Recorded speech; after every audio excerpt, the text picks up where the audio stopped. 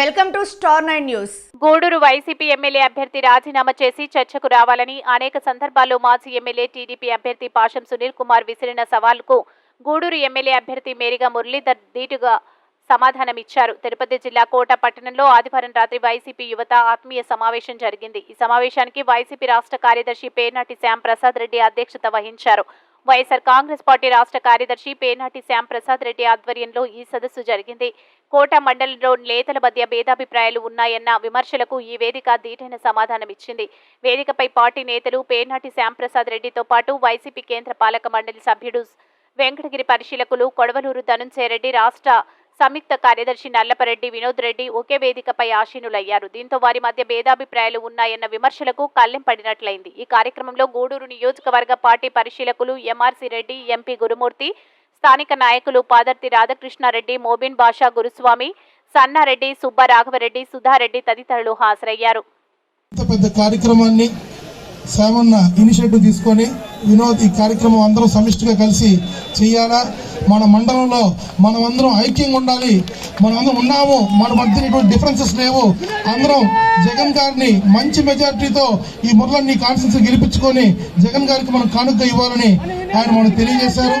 అట్టేనా తప్పకుండా మనం మీ MLC election అప్పటి నుంచి కూడా అందరం కలిసిమెలిసి ఉన్నాం.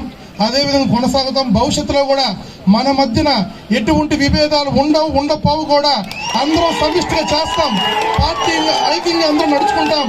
జగన్ గారికి కాన్స్టిట్యూన్సీని కానుకగా ఇస్తామని ఆయన కూడా చెప్పడం జరిగింది. కాబట్టి యువత అంతా కూడా ముందుకు వచ్చి ఈరోజు పెద్ద ఎత్తున ఈ కార్యక్రమాన్ని విజయవంతం చేశారు. జగన్మోహన్ రెడ్డి గారు యువతకి పెద్దపీట వేశారు. ఇక్కడ చాలా పరిశ్రమలు వస్తున్నాయి. అన్న చెప్పినట్టు వేల మందికి ఇంకొక వినోద్ రెడ్డికి ఏముంది, ఇంకొక ధనంజయ రెడ్డికి ఏముందనని ఆ మాట్లాడిన నాయకుడికి చెప్తా ఉన్నా నేను.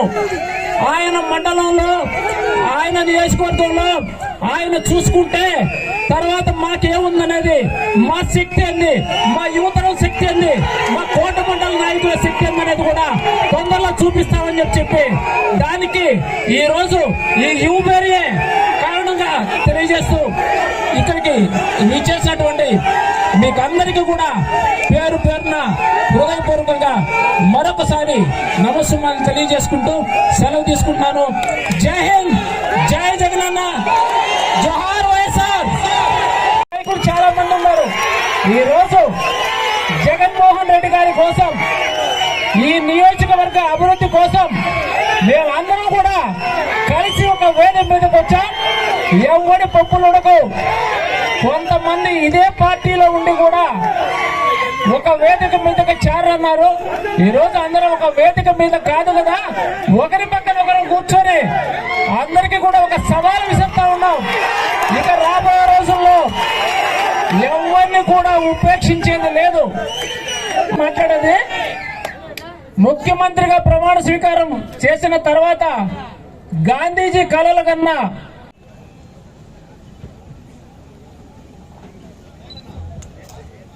మన వైఎస్ఆర్ కాంగ్రెస్ పార్టీ జగన్మోహన్ రెడ్డి గారి ఆదేశ యుద్ధం స్టార్ట్ అయింది కాబట్టి మనకు ఉత్తేజపరిచేదానికి ఈ మండలంలో మనం ఎంత మెజారిటీ తెప్పించగలమనేటువంటి దానికి ఒక ఉదాహరణగా ఈరోజు ఈ యువతరానికి సంబంధించి ఒక పిలుపునివ్వడం జరిగింది. దాన్ని పరిశీలించేదానికి ఎంఆర్సీ రెడ్డి గారు, కాబోయే మన ఎంపీ గురుమూర్తి గారు, అదేవిధంగా మన గూడూరుకి గతంలో ఎల్లకాలం భావిస్తాం. అన్యాయంగా వస్తే చాలా మొండివాడిని అని కూడా నేను మనవి చేస్తున్నాను. నీ ఎకచకనాలు వేరే దగ్గర పడొచ్చు, కానీ నా కార్యకర్తల జోలికి వస్తే ముందు నేను ఉంటానని కూడా నేను సందర్భంగా మనవి చేసుకుంటాం. ఆ నమ్మకాన్ని నేను నిలబెట్టుకుంటాను. జగన్మోహన్ రెడ్డి గారు మా నాయకులు, ఆయనే మాకు నమ్మకం. అట్లాంటి పార్టీలో పనిచేస్తున్న కార్యకర్తలు నేను. ఆ నమ్మకంతోనే ముందుకెళ్తాం. మనమంతా కలిసి ముందుకెళ్తాం. పెద్దలంతా ఉన్నారు, బ్రహ్మాండమైన వాళ్ళు ఉన్నారు, మనసున్న వాళ్ళు ఉన్నారు.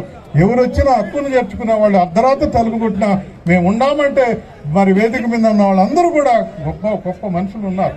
బాలచంద్రారెడ్డి గారు మరి చిట్టమూరు మండలంలో ఏ సమస్య వచ్చినా మన చిట్టమూరు మండలంలో పెద్ద దిక్కుగా నాకు పార్టీకి అందరికీ ఉపయోగపడుతున్నారు. మరి ఈ మండలంలో ముగ్గురున్నారు.